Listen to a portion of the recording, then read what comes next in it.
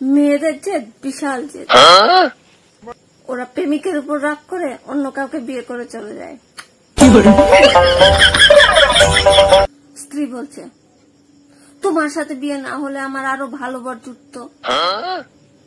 স্বামী বলছে, হে ভগবান, কার ভাড়া আমার বুদ্ধি গেল কে জানে।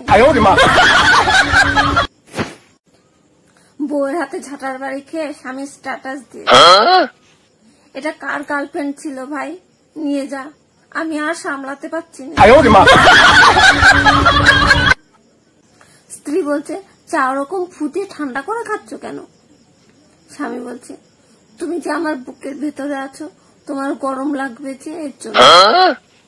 স্ত্রী বলছে, বুড়ো বয়সে ভীমরতি হয়েছে।